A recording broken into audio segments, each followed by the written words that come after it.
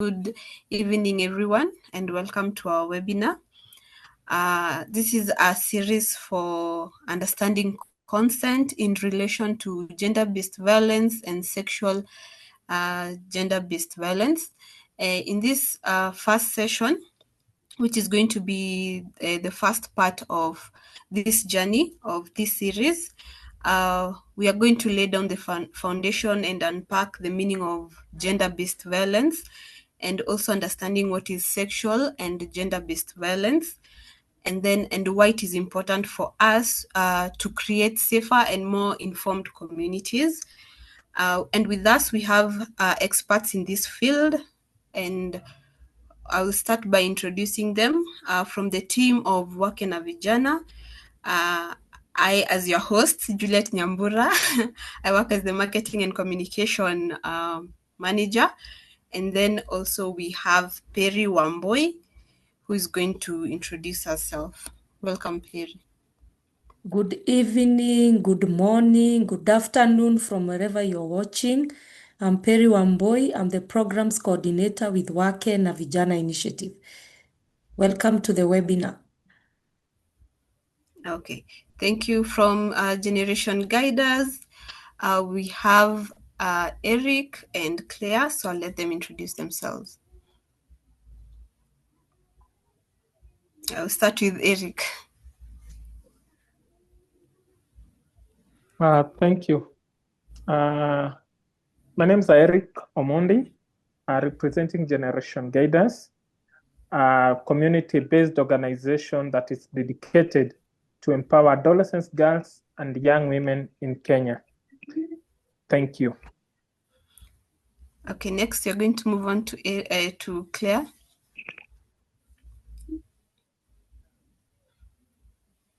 Good afternoon, good evening, everyone. My name is Claire Koskei. I work with Generation Guiders, where I serve as a program coordinator, and I'm excited to be in this webinar. Thank you. Thank you so much. So on the next team, we have the Pink Gender Watch Network, and I'll let Alice introduce herself. Going to reintroduce her. Next, we have, lastly and importantly, we have our volunteer for this session.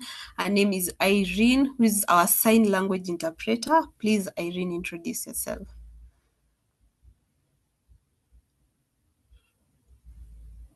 Hello, my name is Irene. Should be what? Sign language interpreter, a freelancer. Thank you. Thank you so much, Irene, for that. So we would love to hear your questions, but kindly hold them till the end of the session during the Q&A segment, and take notes. If you have any urgent questions, or maybe you feel you're going to forget your question, just take note and put them in the chat box. So let's get straight to the session. We will start by, I'll start by asking Perry. Perry, please help us understand the meaning of GBV, or gender-based violence, and sexual and gender-based violence. Yes, thank you so much, Juliet. So gender-based violence is any violence that is perpetrated against a person because of their gender. Then we have SGBV, sexual gender-based violence is any violence perpetrated against a person because of their sex or gender. Okay, thank you, Perry. And then also, how can we, what are some of the main forms of gender-based violence and sexual and gender-based violence? So when we talk about gender-based violence, we have some forms. And why are we talking about gender-based violence? Because we know that gender-based violence is one form of a violence that makes someone be humiliated, someone feels inferior, someone feels it makes someone feels that they are not of importance. That's why we are talking about it today, and that is why it's grouped into GBV and SGBV. So when we talk about SGBV, we have sexual, we have sex and gender. So when we talk about SGBV, we have violence against your sex, because of your sex and because of your gender. And we know that there's a difference between sex and gender. So when we talk about sex, we talk about your biological features. We're able to call you a male or a female from your biological features. Then we have gender is because of our social norms. Like, for example, we can talk about our African culture where, like, women are nurtured to be in the kitchen, to cook, to do what? That is what we are, social construct. That's where we are constructed. And it's the men are supposed to go out there, bring something at home, so they're supposed to work. But for us, we are supposed to be just at home. So that's why we are talking about SGBV. We have different forms of GBV. We have physical, we have physical violence. When we talk about physical violence, we talk about hitting. It's where we talk about any kind of form of bodily harm, any bodily harm. It can be hitting, it can be slapping. That is gender-based violence by itself. Then we have the other one, which is sexual violence. Sexual violence, we have things like rape, sexual assault, harassment, or any unwanted sexual advances. That is also another type of SGBV or GBV. Then the third one, we have four. The third one is emotional, where we have verbal abuse, we have humiliation, intimidation, threats, controlling behavior, or constant criticism to a person. Then the last one, we have the socio-economic abuse. We call it socio-economic abuse, where we are controlling access to financial resources, preventing someone from working, something like that. That's where now we come in and we say, now this one is GBV. Okay, thank you so much, Perry, for that. And from the list that you have given us, what are some real life experience examples or scenarios that maybe we have come across, but we have never thought this is gender-based violence? Because I feel like almost every time we watch the news, they never lacks any report of abuse. So what are some of the real life examples that we might come across or scenarios? Yes, some of the real life examples is just like the way when I was talking about the forms. For example, you as a wife, you are told as a wife, you're not supposed to go and work. You're supposed to stay at home and be provided for. But that is one example that I can talk about, especially when we talk about economic. And then when we talk about the physical, we talk about where we have heard of cultures and communities that believe that when you're beaten, the more you're beaten, the more you're loved. So they have that the more you are beaten, the more you are loved. If you love someone, you don't beat them, you don't harm them, you don't inflict pain. So that is not love, because when you love someone, you don't inflict pain. So those are the most common examples in our community today. And someone would ask me, Juliet, why are we talking about gender-based violence? We are talking about it because we don't want any one of us to feel inferior because of whether we are a male or a female. We want everyone to be inclusive and everyone to know who they are. People would ask, who can perpetrate GBV? So GBV can be perpetrated by anyone. It can be your spouse, it can be your friend, it can be your colleague. That's why we are talking about it, because it can be even your uncle, your auntie. So GBV can be perpetrated by even a family member, someone who is a friend, a colleague at work. That is why we are doing an awareness on it. Okay, thank you. So, Eric, maybe Eric, you could explain to us how we can be able to recognize abuse. Because in abuse, I know there is visible and there are hidden signs where someone might be undergoing abuse, but it's, as families, friends, and communities, is very hard for us to notice. But how can we recognize some of signs of GBV and SGBV. Thank you so much, Yes. Juliet. Thank you so much. Well, let's dive into the visible signs of gender-based violence and sexual gender-based violence. One, we are recognizing those signs very crucial for identifying individual who may be experiencing abuse. So we have physical indicator. First, we have physical indicators. Look for maybe unexplained bruise, cut, or injuries. So those may signal some physical violence, especially if they occur frequently or without even a clear explanation. It is very important to be alert to pattern. Injuries can suggest ongoing abuse. So next, it's maybe to consider frequent absent from work or school. If someone is missing classes or work regularly, it could be due to injuries or fear of encountering the abuse. So this is absenteeism. It's a significant red flag regarding their well-being. Okay, thank you so much, Eric. How can we as the friends, families, and colleagues spots early signs? Because I know there's that person who has been undergoing GBV for a while. Na kuna this person, these early signs. How can we be able to recognize the early signs? Thank you so much. One way for the friends and family, one, it's to pay attention to the emotional state. Secondly, is to notice just abrupt shift of either behavior, and also inquire gently about their well-being, not just to rush or make a judgmental statement. So you have to inquire gently about their well-being. Thank you.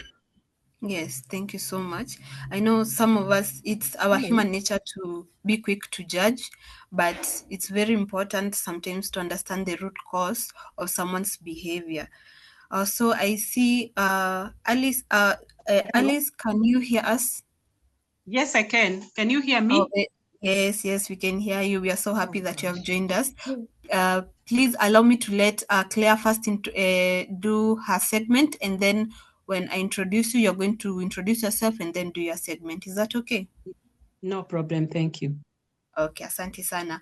So next, I'll ask Claire. Claire, I'll give you 6 minutes, 6 or 5 minutes to do your segment, and then to do the presentation on your segment. And then after that, we are going to have Claire, and then we are going to have our Q&A segment. Claire, over to you. Maybe explain to us the causes and contributing factors of gender-based violence and sexual and gender-based violence. Claire, over to you. Good afternoon, everyone. Good evening, everyone, once again. I hope you can hear me clearly. Unfortunately, my video is off. I've been trying to get back, but I think the internet issues.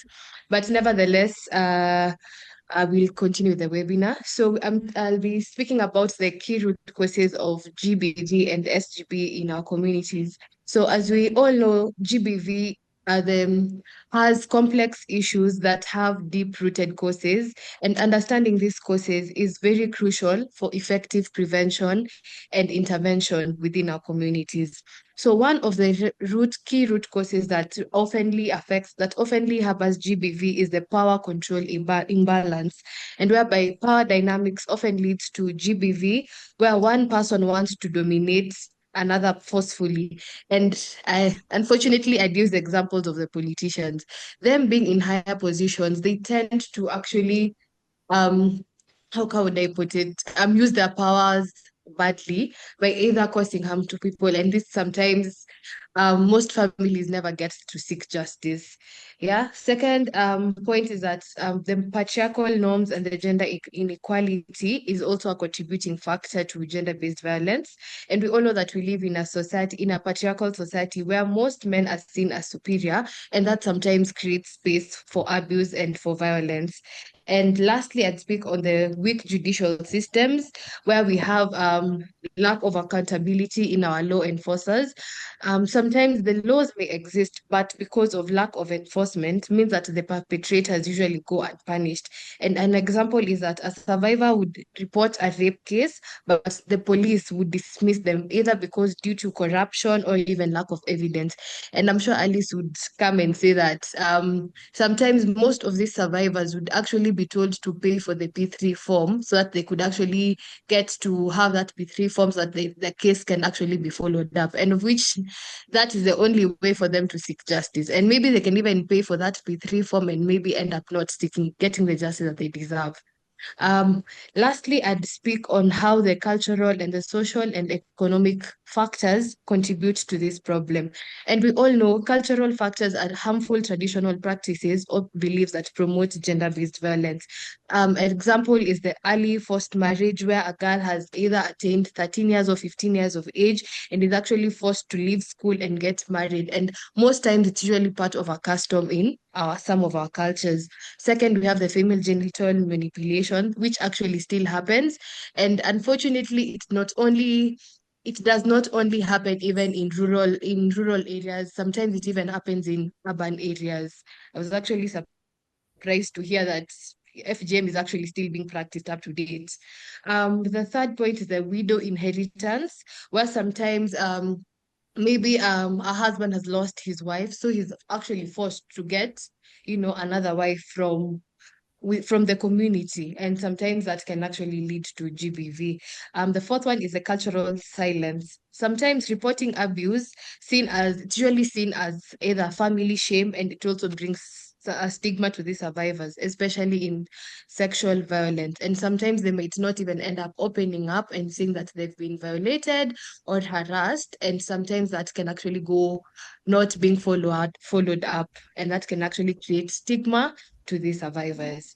Lastly, on the social factors, I'll just speak briefly on the family and the community silence, where sometimes abuse is often ignored or hidden to protect the family reputation. And survivors, like I've said, survivors are usually pressured to either stay quiet than actually seek this justice. The third one is the gender roles and socialization, where boys are raised to become aggressive, dominant, or nonchalant, and girls are being raised to be, submissive, tolerant, and obedient. And sometimes this can actually create an unequal power imbalance, harboring GBV. The fourth one is the bystander silence, where sometimes even in our workplaces, you'd find maybe a colleague is actually being harassed at work, and because his fellow colleagues would not take that initiative and actually get to report the case or actually see this case as a serious matter, they'd rather keep it to themselves or even joke about it or even ignore. Sometimes they would even ignore. And this silence usually protects the perpetrators, leaving the survivor being discriminated or stigmatized.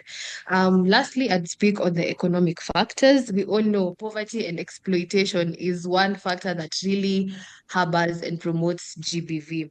And sometimes, unfortunately, it cuts across both for women and men. It's not specific on what gender.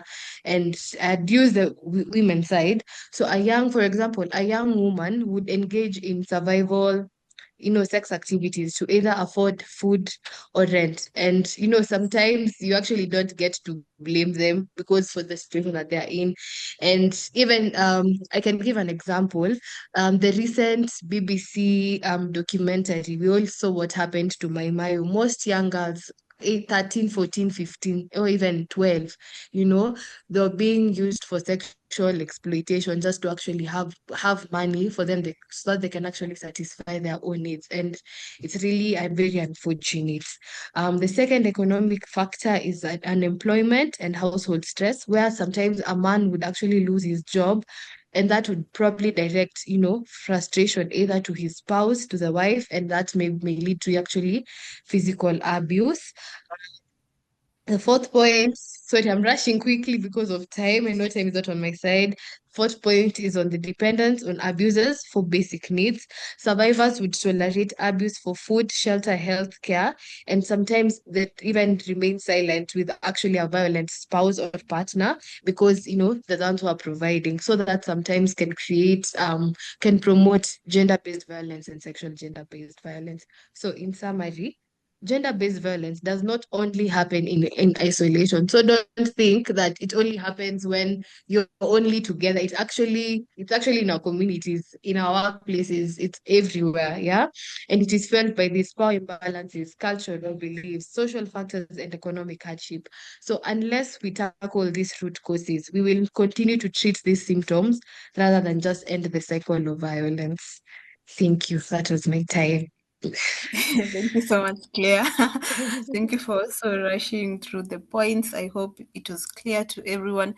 And it's true the way Claire said, but it's very unfortunate that currently our nation is actually reporting the highest cases of abuses, because like every time that you're watching the news, you can't lack any news that's talking about abuse.